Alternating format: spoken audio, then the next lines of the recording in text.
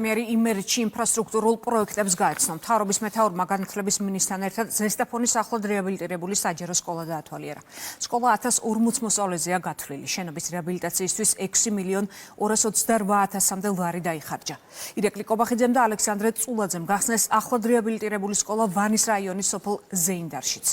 სკოლა 200 მოსწავლეზეა გათვლილი, პროექტის ღირებულებამ კი დაახლოებით 3.5 მილიონი ლარი შეადგინა.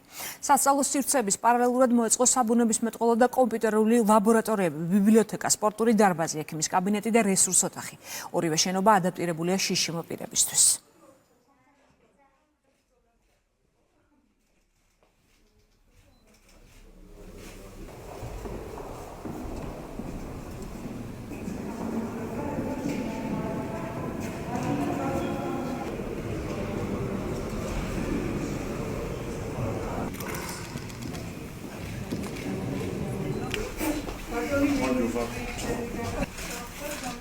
დღევანდელი მდგომარეობით ეს არის თანამედროვე სტანდარტების შესაბამისი სკოლა, არაჩვეულებრივად აღჭურვილი და მე მინდა მივულოცო, რა თქმა უნდა, სკოლის დირექტორს, სკოლის ხელმძღვანელობას, პედაგოგებს და რა თქმა უნდა პირველ რიგში მოსწავლეებს.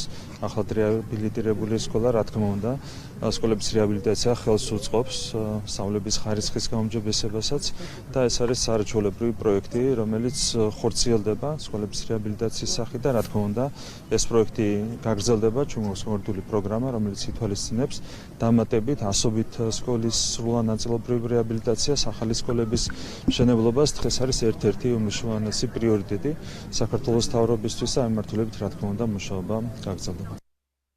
ჩვენთვის უმნიშვნელოვანესია თანამედროვე განახლებული სასკოლო ინფრასტრუქტურის შექმნა საქართველოში.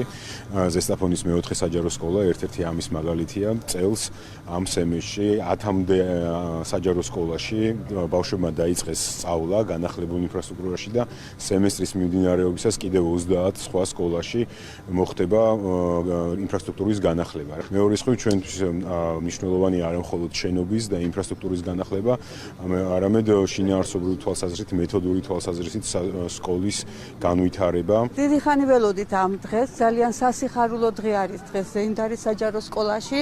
სკოლას ჩაუტარდა სრული რეაბილიტაცია, ვიდრე რეაბილიტაცია ჩატარდებოდა, არ იყო ასეთი პირობები, კმაყოფილები არიან ბავშვები, მშობლები, მთელი სოფელი და მოკლედ მადლობა ყველას, ვინც მონაწილეობა მიიღო ამ კარგ საქმეში.